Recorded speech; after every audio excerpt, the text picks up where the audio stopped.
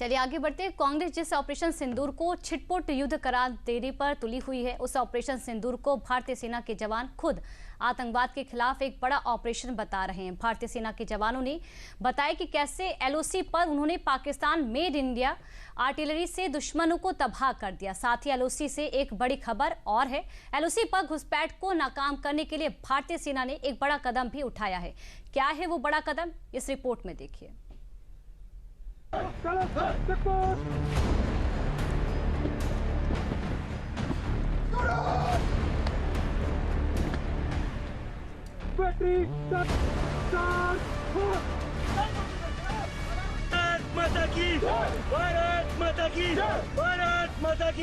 LOC से आई ये तस्वीर रक्षा के क्षेत्र में आत्मनिर्भर भारत की बुलंदी की है। ऑपरेशन सिंदूर के दौरान आत्मनिर्भर भारत की ये झलक जहां भारत के लिए सुकून बनी है, वहीं सीमा पार दुश्मन की नींद चैन सब उड़ा दिए। ऑपरेशन सिंदूर में made in India artillery gun अपनी मुस्तैदी और तत्परता से रक्षा के क्षेत्र में मील का पत्थर साबित हुई है। ऑपरेशन सिंदूर के दौरान मैं आपको बताना चाहूंगा कि रेजिमेंट ऑफ आर्टिलरी का बहुत बड़ा योगदान था इस सेक्टर में।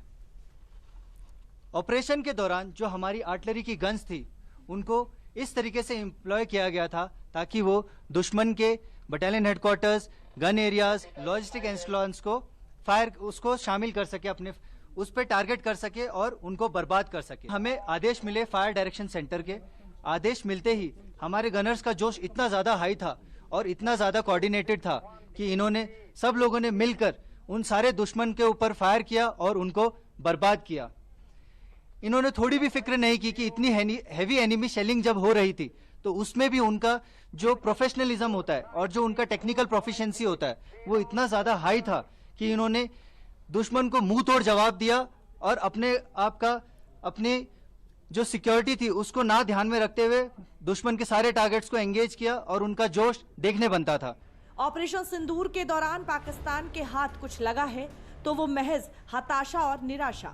भारतीय सेना के खिलाफ जब पाकिस्तान को कोई सफलता नहीं मिली तो पाकिस्तान ने बुज़दिली दिखाते हुए सिविलियन को टारगेट करना शुरू कर दिया, जिसके बाद सेना ने उसे मुंह तोड़ जवाब भी दिया।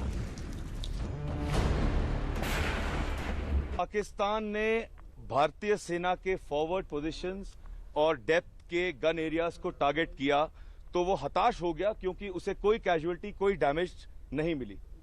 ये इसलिए नहीं मिली क्योंकि हमारी पोजीशंस सख्त की गई हैं, हमारे ट्रुप्स जवान वेल ट्रेन्ड हैं, वेल कंडीशनड हैं।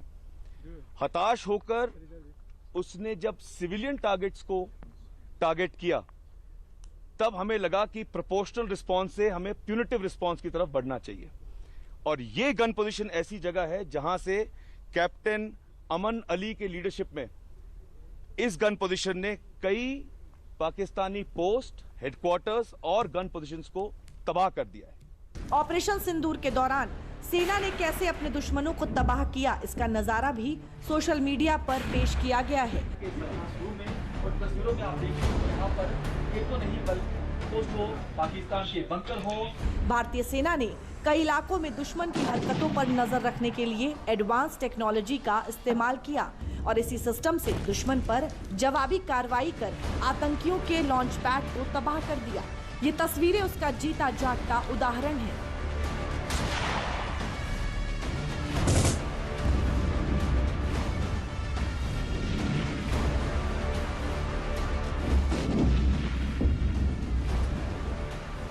भारतीय सेना ने एलओसी से दुश्मन की पोस्टों पर जोरदार हमला किया और इसके लिए भारतीय सेना ने एलओसी पर मीडियम मशीन गन का इस्तेमाल किया। ये वही मशीन गन है जिसने पाकिस्तानी चौकियों को निशाना बनाकर उसे तबाह कर दिया। ये तकरीबन 7 मई रात्रि के 1:30 या 35 मिनट के दौरान की कार्रवाई है। सबसे पहले सीज फायर का उल्लंघन पाकिस्तान ने किया था। जैसे ही पाकिस्तान ने सीज फायर का उल्लंघन किया और उसने हमारे ऊपर फायर किया तो हमने कुछ सेकंडों के लिए उसके फायर को जज़ब किया और उस पर तुरंत ही कुछ सेकंडों के अंदर ही हमने फायर, भारी मात्रा में फायर डालकर उसके बंकर्स, उसकी कैजुअलिटी पहुंचाई। उसका जो एडमिनिस्ट्रेशन के वो थे, उसके जो लॉन्चिंग पैड थे, उनको बर्बाद किया। ये हमारी MMG है, 7.62 मीडियम मशीन गन इसका नाम है। इसकी जो फायर पावर है वो बहुत ही ज्यादा है।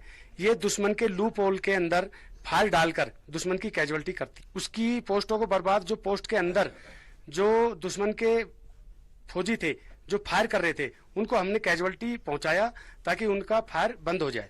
एलओसी पर कटीली तारों वाली सीमा अब और कड़ी सुरक्षा में है।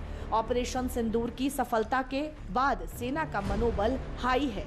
एलओसी पर घेराबंदी बढ़ा दी गई है। ऑपरेशन सिंदूर के तहत भारत ने जम्मू कश्मीर के अखनूर सेक्टर में एलओसी पर T-72 टैंक को BMP-2 बख्तरबंद गाड़ियों के साथ तैनात कर दिया है। ये वही T-72 टैंक है जिसने पाकिस्तान में उन चौकियों को निशाना बनाया था जहां से जम्मू कश्मीर में आतंकी घुसपैठ कर रहे थे, और अब घुसपैठ के रास्ते को परमानेंट सील करने के मकसद से भारतीय सेना ने इसे परमानेंट एलओसी पर तैनात कर दिया है।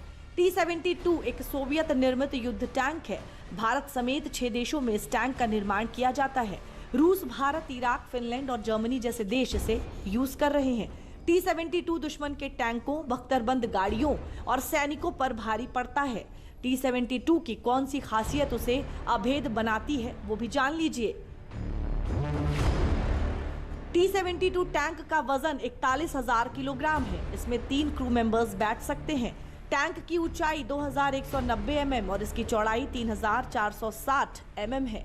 इसकी मारक क्षमता 4500 मीटर दूर तक है। T-72 की रफ्तार सड़क पर अधिकतम 60 किलोमीटर प्रति घंटे की है, तो वहीं कच्चे रास्तों पर ये 35 से 45 किलोमीटर प्रति घंटे की रफ्तार से दौड़ने में सक्षम है। टैंक में एक ही बार में 1590 लीटर ईंधन भरा जा सकता है।